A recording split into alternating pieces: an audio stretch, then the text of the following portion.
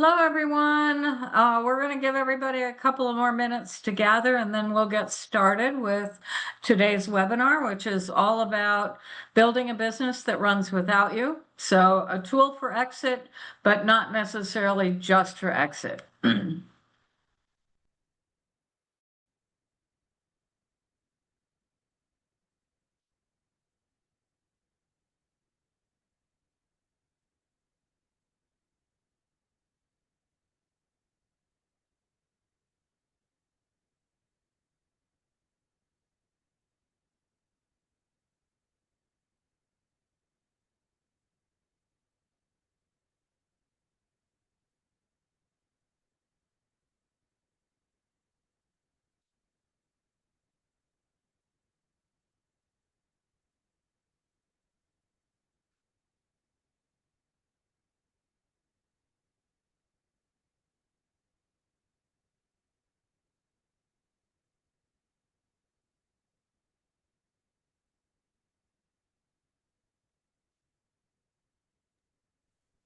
I think we're good to jump in and get Get started. started.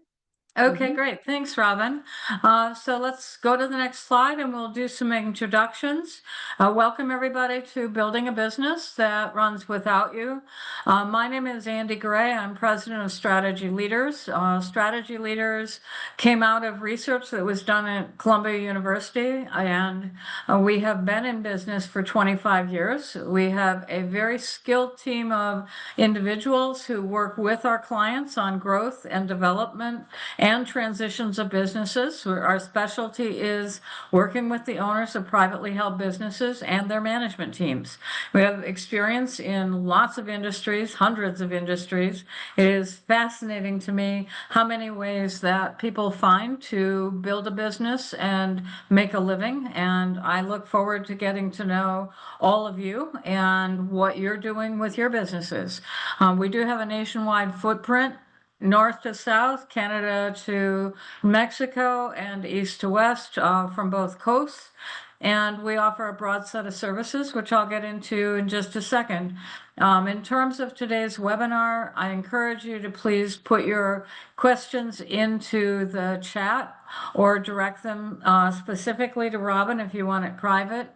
And also, I encourage all of you to either call us or put a request in the chat window for a free consultation and come and explore the possibilities for your business.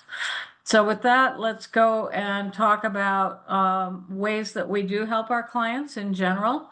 On the left, you see some of the ways that we go about doing it with valuations as tools, key performance indicators we build for clients, and we turn those into dashboards where we can do forecasting and what if modeling. And we do have a business growth plan that includes business plans as well as tactical reporting. And we work a lot on transition planning and implementation. Over on the right, we work on management team development, a lot of executive coaching. In specific situations, we work on buy-sell advisory and also next-gen training and development, which is really critical in a lot of businesses as the family expands and hopes to encourage other people to join. Let's talk a little bit about what this webinar is and isn't. So what this webinar is about building freedom and control and optionality. I love that word. And it is not a retirement talk. And what I do want you to be aware of, though, is that only about 20%, 20 to 30% of businesses that go to market actually end up being sold. And that failure rate, it means that 70-80% of businesses don't get over the finish line in terms of transacting a deal. And it's not that they're not valuable, but it's that they fail to sell because they aren't transferable and they haven't set up the structure to ensure the transfer. About 75% of business owners do say that they regret their exit within a year. So even if they do get over the finish line, the number one problem with that is that they don't plan ahead. So how's it going to work? What do they want? And what do they have to have in place so that it is successful? And I will also point out that about 70% of business owners admit that they don't have a written transition or exit plan. So what they're doing is the hard work of running the business day to day without knowing and understanding and engaging with an end game, and basically working backwards from this is where we want to end up to this is what we need to do today. So with all of that in mind, let's talk a little bit more about why most business owners don't plan ahead. Here are some of the excuses or issues that I hear them bring up. I'm too busy, and all that does is kick the can down the road into risk later on. A lot of business owners I've heard say it's not what I need right now, and I would actually the argument that yes, it is exactly what you need because it's the only way that you can work backwards from today and then work forwards into the future. I'm not ready to leave right now. Well, I would say that value does take time to build. I'll be here forever. Well, no, you won't. We're going to talk about that a little bit more today, and I don't know how. And what that last one means is that businesses and individuals run into Peter principles. They know what they know, they don't know what they don't know, and it's what they don't know that gets them into trouble. And if you don't know how to do something, you have a choice, which is to ignore it. That's usually not a successful route, or do something about it. I'm hoping today will give you some information to work with that will help you do something about it. And if you would like, I encourage you to have a conversation with us and help you think it through a little bit more. So if you want to ask yourself, am I ready? Let's go to the next slide. What you want to be asking is, can my business run for 30 or 60 days or more? And about 60% of owners say that their company can't operate for more than a month. Very often I hear owners say, look, I can only take a week off at a time. Those are real warning signs, and there is a way to work through it. And as you think about this question, ask yourself, would a buyer or successor for my business want what I've built today? And only 18% of small businesses have a documented succession plan. So here's how someone else can take this business over and run with it and be successful.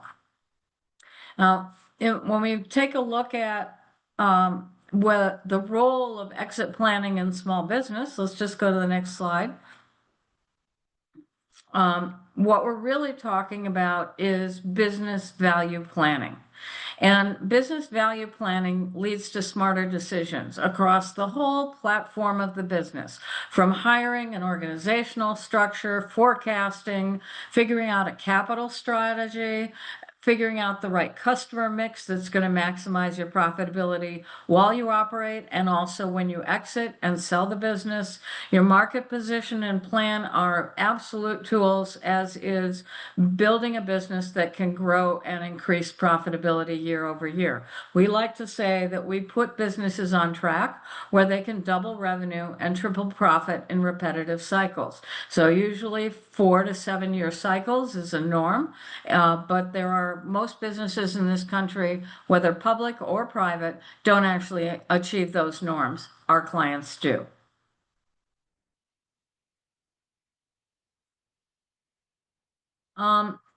When you're thinking about this whole topic, I encourage you to recognize that it's not just about being ready to leave, but it's also being ready to lead better as an employer. And we're going to get into that as we talk about 5 exit paths, which is what we're going to go talk about next. And in terms of those 5 exit paths, there are planned exits and there are unplanned exits. So planned exits include internal succession. So someone inside the business is going to take over. Outside buyers, someone comes in from the outside and invests in the business. An internal buyout. So a team of people inside the business are going to buy the business out. Private equity. So again, outsiders. And passive ownership. This is where the ownership team actually steps up to the board level, continues to be involved as shareholders and reap the rewards of the business, but are not called upon to regularly work in the business. Those all work well if they're done right, but on the other side, the unplanned exit is typically death or disability or an emergency that comes up that pulls the owner away from the business. And this is often what I call the pine box exit. And please know that you will, if you are a business owner, you will exit your business someday. The only question is on whose terms. And the more that you can do to control the terms, the better off you'll do. And quite honestly, in our experience, the more comfortable you'll be as you travel the path with the business prior to exit. So let's talk about each of these options. In terms of an exit path for internal succession, the speed of this is somewhat slow. So typically it takes several years to prepare and be ready to do it. The control is high up to and enduring handoff if you're the seller. The payout is often gradual or owner financed, sometimes accomplished through gifting, but not required. The involvement is the owner is decreasing their involvement over time, and you have to watch out for prepared errors, a weak leadership bench, emotional decision making, and mixed up expectations. So I'm going to give you a client example as we go through each of these. In this case, we actually had an owner who had a child in the business. The owner wanted to exit. The owner's spouse was extremely concerned about the amount of cash flow that they received from the business and termed it, I don't want to be living on cat food if we give up the business and don't have enough money coming in. A very real concern, I get it, and that had to be addressed and solved. In terms of moving the business through the transition, we had to take time to prepare the next generation for running the business, make sure that they understood the business, were skilled at running the business, and they were very diligent about preparing themselves. We then had to go about actually engaging in the exchange, and that time frame actually ticked off when Dad came in one day and said, I'm ready to sell the business and I have a buyer. And the child in the business said, I know that's me. And Dad said, no, actually, I've got an outside offer. And that goes to those mixed up expectations and some very serious conversations within the family about what obligations there were and what responsibilities there were on both sides. Fortunately, with our help, they were able to work out the conversation and understand that with the right setup, the next generation was actually going to be able to buy the business and pay the sellers the amount that they needed in order to accomplish their retirement. They didn't have to go to outsiders to be able to sell the business. Now, as we worked on this, we also had another child in the business pop up, or who was not in the business pop up and raise their hand and say, hey, I want part of the business. And this was not someone who had any qualifications or had expressed any interest in the business up until we started talking about the value of the business and how people might get compensated. So we had to work through with the seller how they were going to use profits from the business and other planning tools in order to take care of other children in the who were not in the business, but might have an equal right to their estate. That was all accomplished. We got the transition done. The next generation is up and running. The transition was smooth because they were already inside the business. The money is flowing, and Dad and Mom are not living on cat food. So everybody wins. Let's go to the next one.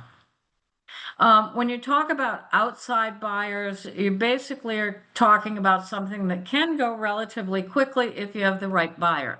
It may take a while to find the right buyer. So this is once you've got the right buyer. Very often I will encourage owners to start looking at people they do business with now, either on the customer or vendor side, and are any of those folks looking to expand their footprint with their businesses? They may very well be candidates. In terms of control, it is medium to high until the deal closes, and then at that point, it is low to none. So once you sell your shares and you sell over 51% of your shares, somebody else gets to make the decisions, and you need to be aware of that. The payout can range from low to high, and you have to build transferable value to get high. I talk to business owners all the time who say, look, in order to retire, I need this and I need my business to fill that gap. And that's not a problem for the buyer. That's a problem for the seller to solve before they get to the table to exchange the business. And that's what we're going to talk about today as well, is the importance of building the value before you get to the table. Now, in terms of involvement, you do need experts to ensure that the deal closes correctly. This is probably true for almost any deal any type of deal you're going to do. This would be your strategic advisors, the people that are going to assist with the transitions, your accounting firm, and your legal firm would be the primary ones. You do want, when you're looking for outside buyers, you want to look for things like cultural misfit, losing control of your legacy if that's important to you, predatory buyers. There's a lot of those out there. We have a deal where we worked on it, and the seller and the buyer were very comfortable with the letter of intent that was written, and then time went on and the deal was crafted after due diligence.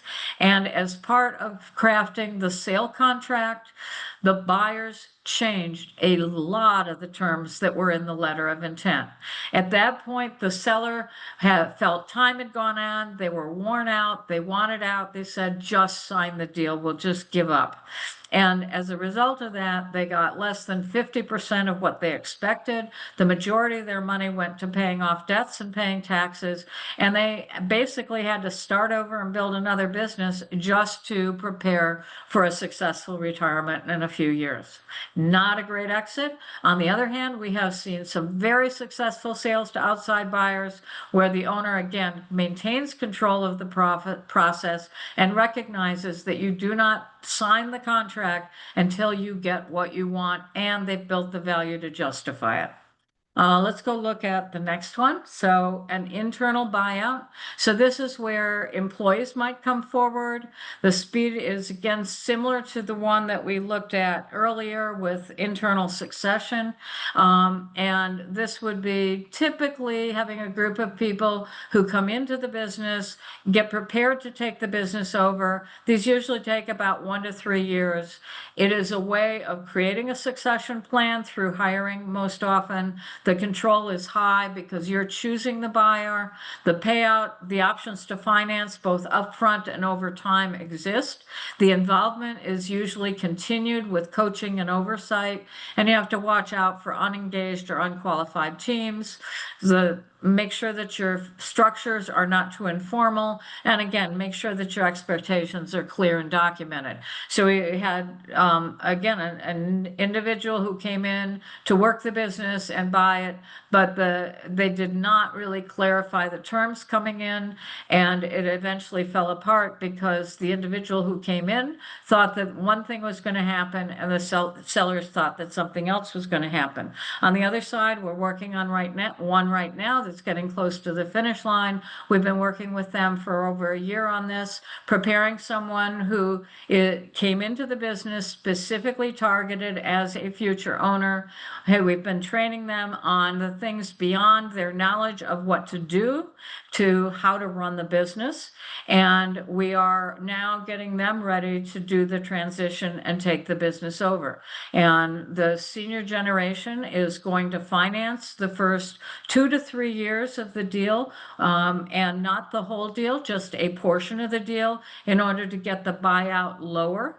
And then after 2 to 3 years, the buyer will have to go to the bank and finance the balloon on the deal. And at that point, they will have a track record with the business. They will be able to get financing because the business is performing well, and the owner is involved in the business at the point at which their money is at risk, and then at the point at which they don't want to be involved anymore, they pull the risk out by going to the bank for financing. Okay, let's take a look at private equity. This is probably in general my least favorite. And the reason for it is it goes to the principle of retaining the shares inside the business, usually turns into maximum outcomes for the business. So when you take shares outside the business, which by definition is private equity, then you're making decisions that may or may not be in the long-term interest of the business. They usually are 3 to 5 year exits on private, and everything that's being done is to maximize value within that 3 to 5 exit window, not to keep the business in place forever. Um, can happen relatively quickly, 6 to 18 months. The control can go from shared to non-existent. The payout is usually partial now and more later, depending. And I have seen private equity deals that have been very fair, and the buyer has gotten paid out and earned a reasonable payout for the risk that they took. But I have also seen a lot of deals where once the private equity firm has control, they start milking the business for expenses, the profitability declines, the payouts based on profitability, and the owner takes it in the teeth because there's not enough profitability to pay them what they thought they were going to get. So you have to watch out for loss of autonomy. The pressure to hit growth targets will probably exist because the owner is going to be involved, usually for at least another 2 or 3 years. And as I said a minute ago, numbers that don't pan out. Now, if you look at the next one, passive ownership, this is very flexible, so it could go these things can last for a very long time. I'll tell you about one that we have that's been in place for 20 years now. The control is high but hands off. The payout is ongoing compensation and distributions. The involvement is at strategic level only unless things go wrong, which means that you've got to be careful to set it up so that things don't go wrong. And what you have to, as the owners, look for is weak leadership bench, lack of accountability systems, and the need for key performance indicators. So when you think about this model, probably the best example I have is a company where the owners actually worked in the business from high school all the way up through early middle-aged years. They then hired executives and put together teams of people to run the business. They had us help with a lot of that as they moved up to the board level. And so they now sit at the board level, they have regular board meetings, they have plans for the business, they have accountability tools in place so they can see how the business is performing. The leadership of the company reports directly to them. We've actually already been through one round of executives. Those people retired, and we're now on the second round of executives running the company. And as we worked on that, we're continuing to grow the size of the company. The business is on track to basically double revenue in 2 to 3 years. I'm sorry, in 5 to 7 years.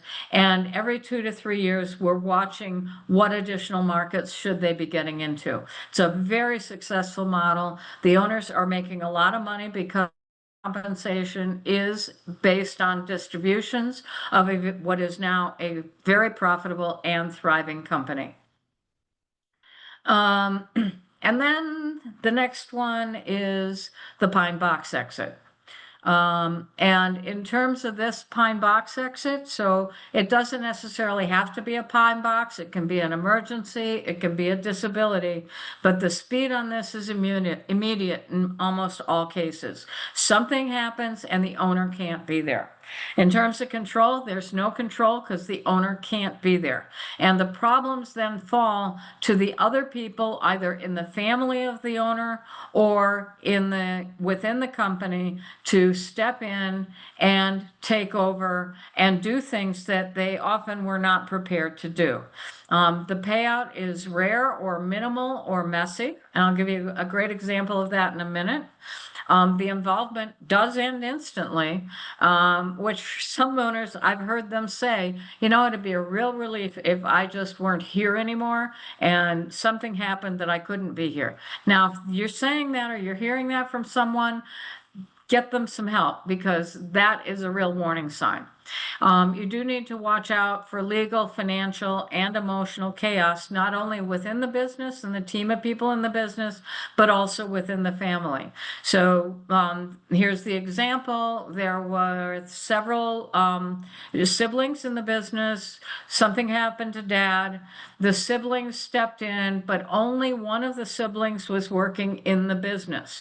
There are no governance rules for the next generation, and the sibling working in the business is a minority shareholder. They do not control how compensation is laid out.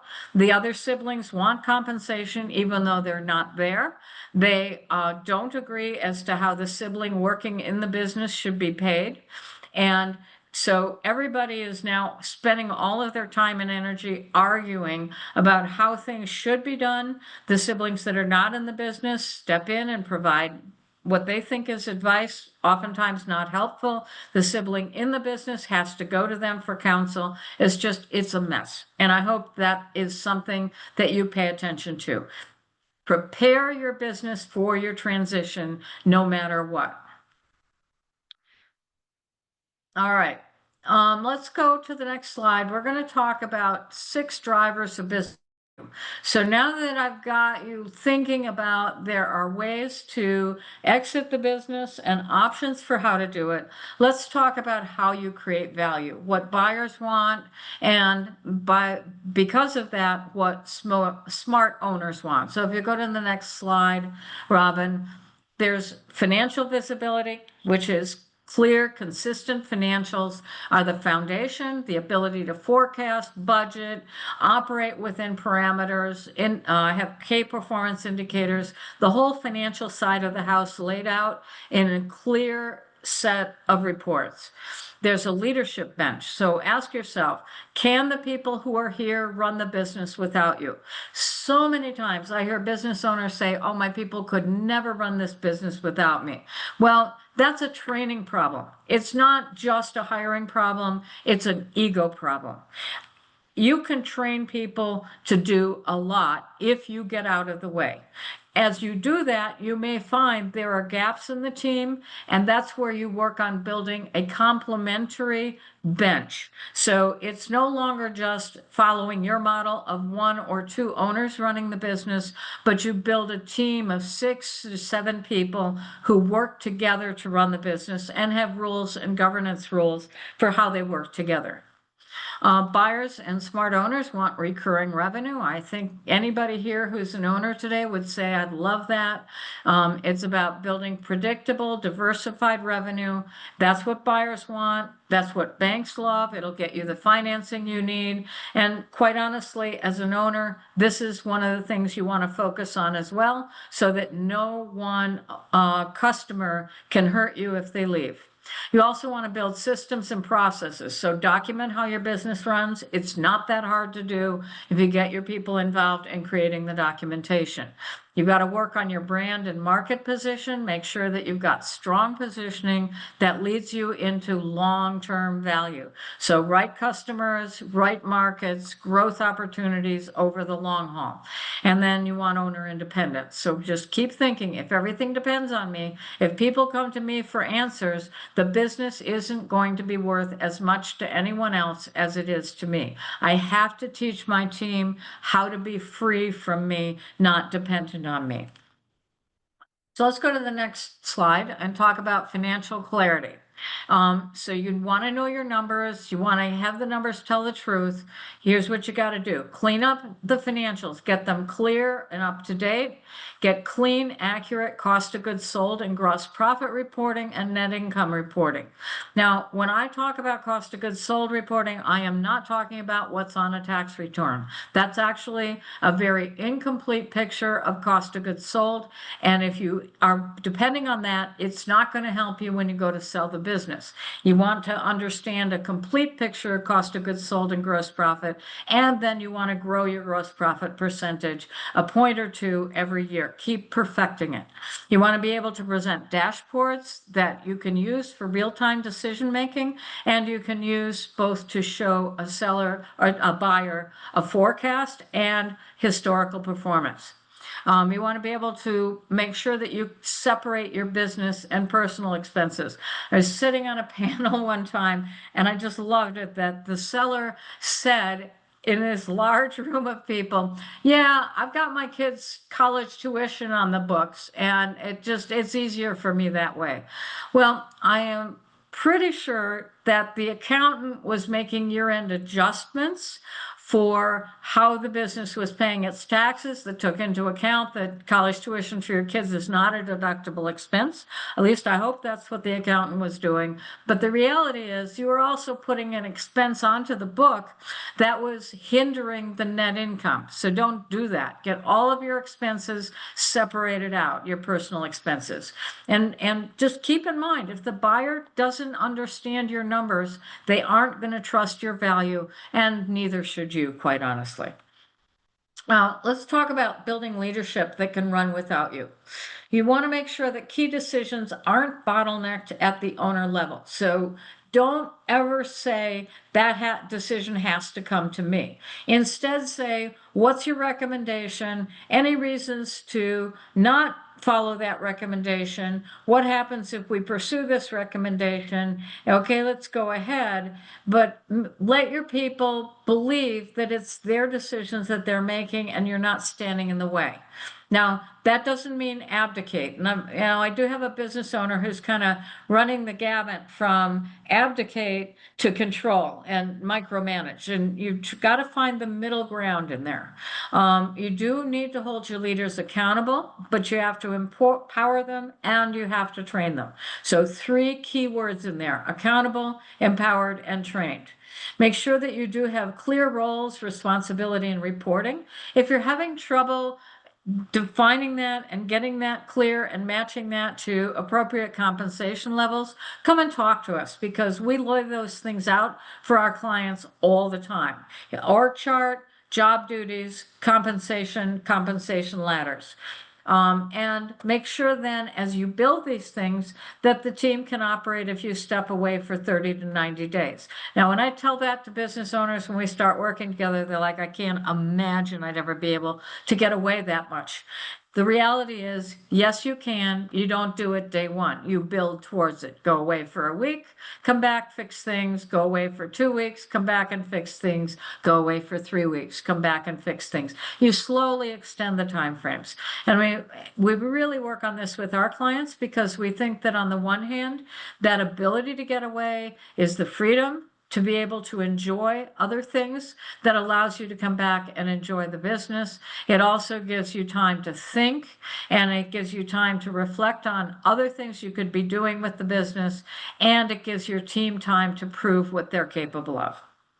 All right, so let's go talk about predictable, repeatable revenue. You want monthly or annual recurring revenue, MRR, ARR. This is something you want to make sure you're tracking in your P&L. And at the same time, then you want to track new revenue sources, and so you can see what's coming in that will long-term contribute to MRR or ARR. You want no one customer over 8% of revenue. Why? Well, it's a banking number. The banks really care about this percentage, but it's also a safety number for you. If you lose anyone and they, as a customer, and they have less than 10% of your business, you've got a better chance of recovering quickly once they go, or once they tell you they're getting ready to go.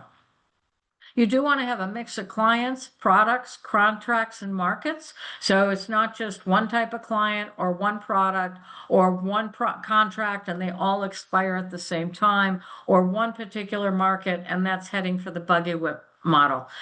You have to diversify across all of these platforms. You want to also work on high and strong lifetime value. So you want to make sure that you're handling customers in a way for them to stay around for several years rather than a one and done. Customers who come in, buy one product and go away are extremely expensive to acquire and have little returning value for you. And then you want to look at year-over-year growth of revenue and net income. Keep in mind, buyers and bankers love consistency, diversification, and recurring revenue. That multiplies value. Okay, so let's keep going here. In terms of the building the systems, this is how you build scale. You use standard operating procedures for every core function, whether it's sales, operations, or delivery. You document onboarding, training, and handoff. You build key performance indicators to measure results, tools and checklists everywhere for everyone, and this enables delegation and reduces chaos. A lot of owners will say, God, this seems like a lot of work. My response is, no, don't you try and do the work. Get your people to do this work. You just hold them accountable for that. And then when it comes to standing out where it counts on the next slide, Robyn, you want clear niche, value proposition, and ideal client. These are the three things you want to focus on. So is it clear the market I play in? Is it clear what I'm selling to the market that sets me apart? And is it clear that I am marketing that to a set of customers who are going to value that above the average? You want to build a strong reputation in the market, build repeat or referral business with positive online presence, and have a differentiating offering so that it's not a commodity. And any business that's well positioned is easier to market, it's easier to scale, and it's easier to sell. But I will say, in my experience, the idea here is that most business owners don't spend enough time on marketing, or they aren't comfortable enough with marketing. And this may be an area where you really need to spend some time focusing on finding people who are really good at it, because this is what's going to extend the value of the business. Now, in terms of building a business that doesn't rely on you, you want teams that can run day to day without daily input. That's your starting point. Then you as an owner can step back and look for the opportunity to operate without breakdowns. If you're seeing breakdowns, step back in briefly, work on fixing them, closing the gaps, and step back out. You want to work on planning for a passive ownership or exit long before you need it. It's going to return dividends to you as you own the business, and it's going to play with a big multiple once you get ready to sell the business. And the owner is focusing now on strategy, not on survival. You are the visionary. You are not the engine for the business. So build a business that works for you, whether you're there or whether you're not. All right. Let's take a look at the exit killers to avoid. So as an owner, as I've been talking about, the business can't run it without you. The buyers do not want to buy you. If you're the rainmaker, the operator, or the key decision maker, the buyers just see risk, not value, because they know that once you cash in on your shares, your attention to the business is going to drop dramatically, or you're just going to disappear. And you fix it with systems, teams, and clear roles. In terms of financials, messy or tax-focused financials are going to cost you a lot. If your books are built for minimizing taxes, they're not telling you the truth about how the business is performing, and the buyers aren't going to trust what's going on. Poor visibility, commingled expenses, no clean reporting. These are some of the examples. You want to have both accrual planning for forecasting as well as historicals, and combine that with reports on cash so that you can line up how the business is doing and get clear reporting that someone who is strong in the finance lead position can deliver reports to you, not depend on you to produce the reports. When it comes to customer or revenue concentration, I already gave you that magic 8% number. If you have too much risk tied to one or two key clients, or if the revenue is tied to one employee or a channel, or one, in addition to just one customer, you're going to be in a lot of trouble when it comes to selling the business. Buyers will figure it out when they do due diligence, and they are going to drop their offer dramatically. You fix this by diversifying customers, markets, employee responsibility, and your service mix. And you need to work on this over time. It doesn't happen overnight. Now, if you don't have any documented processes Everything's in somebody's head. It's going to be very hard for you to scale and even harder for you to sell. So take a look at your business. How many SOPs or standard operating procedures are either missing or outdated? How much is messy because it's not clear who's supposed to be doing what? Where do things get bottlenecked and sit too long? If there's no defined way to train new hires or transition leadership, that's a problem. You fix it by documenting workflows, building org charts, and building SOPs that others can use. As I said earlier, this is kind of stuff that we do all the time. In addition to building growth wheels for the business, we also then help you build operating wheels. Now, let's talk about the leadership bench. If you don't have people who can lead in your absence, you don't have an exit plan. You got to think about, does my team lack authority, accountability, or strategic thought? Buyers worry about this stuff because they're worried about how the company and the team in place is going to perform once they take over. They are looking to acquire not just a list of customers or some revenue, but they're looking to acquire people and systems, and the people need to be committed. You want to fix this with succession planning, continuous learning, developing your management team, and clearly defined accountabilities. This is what owners are going to look for. So let's talk about some strategic moves that you can start working on today. I love giving you some takeaways that you can start focusing on. So what can you do right now? It's not a 40-page plan. You can just start here. Build a dashboard. Create a 3-year plan. Create a revenue plan. Create an operating plan. Create a hiring plan. Those are all separate 3-year plans that make it smaller increments to build. Separate your business and personal finances. I would absolutely get started on this. Clarify who's doing what within the company, and make sure that not only do they know who's doing what, but then design your owner light org chart. Who reports to whom, and they don't come to you. So it stops before they get to you because you have strong leaders in place. These are all things you can be doing right now. And if you're not sure how to do it, then let's go to the next page. Thank you, Robyn. And these are some quick wins to build a business that runs without you. So separate the business and for personal financials. We can help you build a clean set of books that you can trust, that give you clarity, that aren't tax-based, that will tell you exactly what's going on so you can have that conversation successfully with a potential buyer. Document one key process. Start with something you do, get it out of your head, and get it down on paper. Assign key decision rights to one team member. Give someone else authority over a recurring task or outcome. Build a simple dashboard, or you can ask us to help you with it. Map your owner-light organization. So again, you need help building an org chart? We'd be glad to do that with you. Review your customer concentration. What is the customer concentration? How many of those customers are going to be here 3 years, 5 years, 10 years?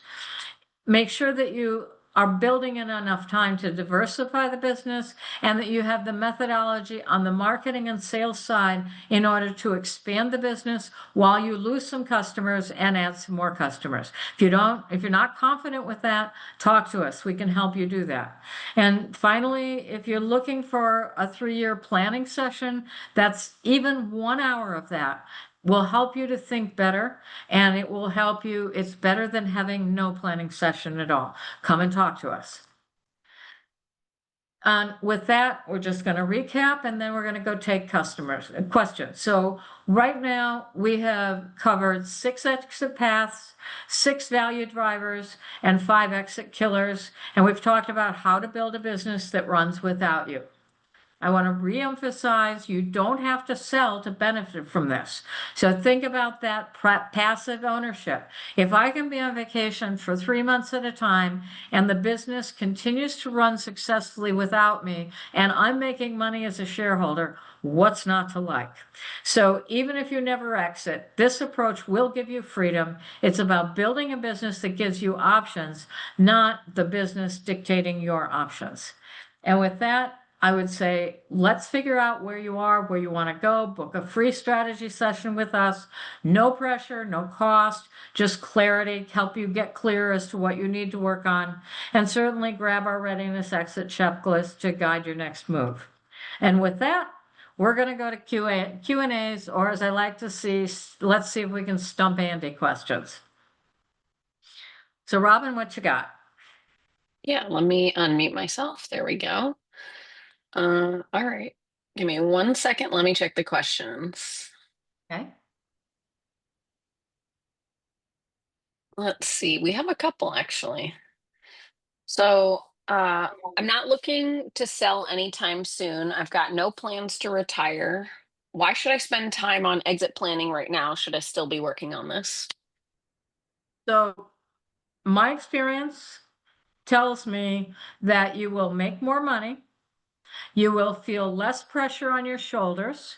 You'll feel more confident in your management team and the ability of the business to perform without you if you do this work now.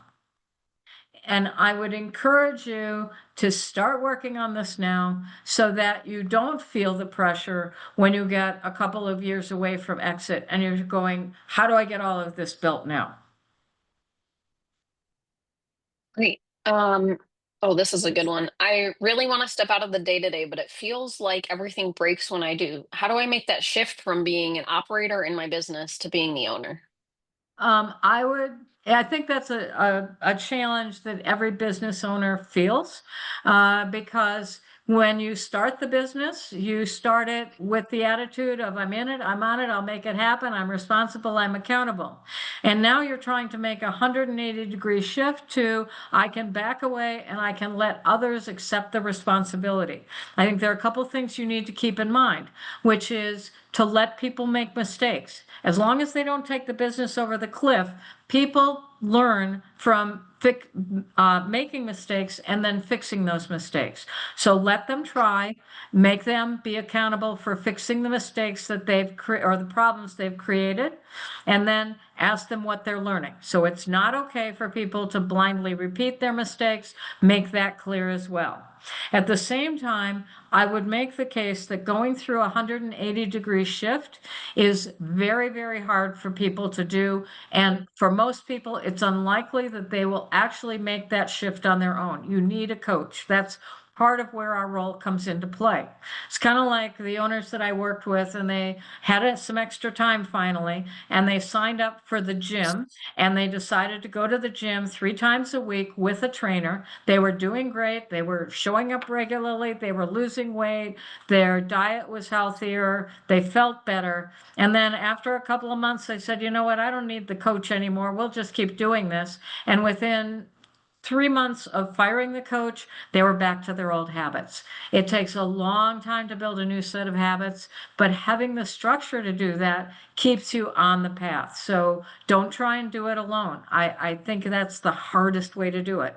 Now, that may sound self-serving for me to make that case since we are in part consultants and coaches, but I would say that you'll make progress faster with someone guiding you and watching over your shoulder. We have one more question. Okay. I've been doing this almost 20 years. I'm starting to worry that if I don't figure this out soon, my business will lose value. And what if I wait too long and there's nothing to sell? Well, if there's nothing to sell, you will have worked that 20 years for whatever cash flow you got out of the business while you were there and given up the opportunity to maximize your return when you exit, which I think is kind of like having a house that you lived in and you never did any repairs on it. And finally you got to the end of wanting to live there and you just walked out and left the keys on the counter and hoped somebody else would come along and want it. And because there's weeds in the garden and it hasn't been repaired in a long time and there's holes in the roof, nobody even wants it, and eventually the town comes and tears it down. You have built a legacy. You've invested your heart and your soul in this business. Give the business what it deserves and what you deserve, which is the work to make sure that that legacy continues on into the future. But don't try and do it alone. If you've gone 20 years and you haven't built it, you need help. come and talk to us. I'd love to have a conversation with you about what to do. Last slide up. These are things that we do help with: brainstorming, figuring out what the value in the business is, assessing needs, bringing in people, tools, and systems, doing training, coaching, education, helping to resolve conflicts, and building accountabilities.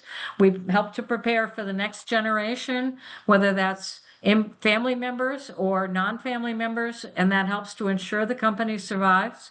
Assisting with ownership opportunities and transitions when it is time, building thriving companies that are run by owners and managers and that create wealth for our clients. That's what we're all about. I would love to talk with you about what you're trying to get done. And I've seen a number of requests for copies of the presentation. Please make sure we have a good email address for you. We'd be happy to send it out. We'll use the address that you put on your registration, and hopefully that'll work. If you'd like us to send it somewhere else, just send Robyn a chat. And we would love to get you the information you'd like, but don't assume that you know how to do this game, successful doing this game, because it's entirely different from the game that you've played up to now of running a business. With that, I'm Oh, going to let you all I'm go. I know Sorry, we have Robyn. I missed two questions. Sorry. I didn't see them pop up. If I know we have a couple minutes, so Go for it. um so um someone has asked, do you consult buyers to acquire the business and get businesses ready for selling later? Oh, I'm so glad you asked that question. Yes, yes, yes, yes.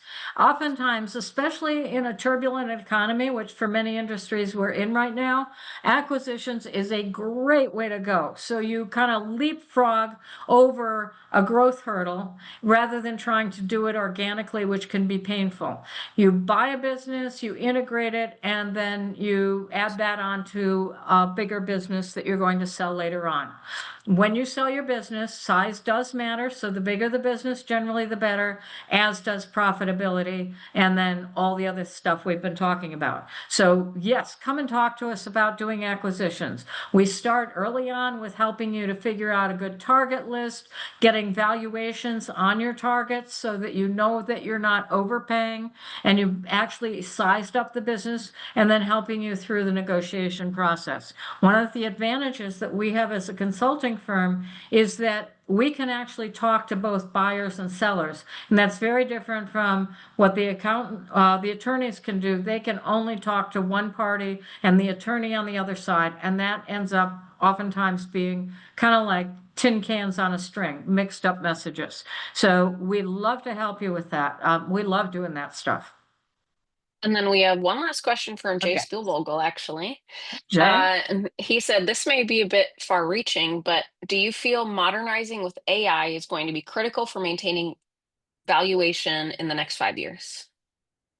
Guess is yes. And the ability to think smarter, ask questions, and get additional perspective, and to be able to build systems with the help of AI is something that I think is going to be really important in probably any business. I mean, you just sit in on any AI webinar and you'll probably hear about at least 5 good ideas on how you can apply it to help you in your business. So yes, pay attention to AI. It is a tool. I have heard some people say that they think it's the next internet revolution. And so the internet revolution arrived in the 90s, and now we're on the next revolution, which is the AI revolution. I think, again, we can carry that analogy a little too far, but I would certainly be paying attention to the role of AI in my business, not just for you, but for your employees and how you use it, how your employees use it effectively. I would probably also add, if you don't mind, Yeah. that today's buyers are looking more and more at what systems can you are automated within this business so that I can buy a business and not have to be in the business. And I think there's also a distinct demographic of potential acquisitions of legacy companies that are not up to date on technology. If you have the skills or ability to update them, that you might be able to purchase those businesses at a lower value. Absolutely. Good points, Robyn. And that's it. I promise that's all the questions. Okay, well, thank you. Thank you, everyone, for coming today. I really appreciate you being here. Please come and talk to us. And you see my email, you see my phone number. Give me a call, send me an email, reach out to Robyn. We'd love to talk with you about your business. And I just want to clarify, Robyn has been the moderator today. She's more than that. She is our marketing expert and she is a consulting expert. She works with a lot of our clients. And plays a very strong role in the company and is already my partner in the business and is the next generation for our company. Thank you guys. Hope you have a good day. If you need anything, please reach out. There, guys. Have a good week.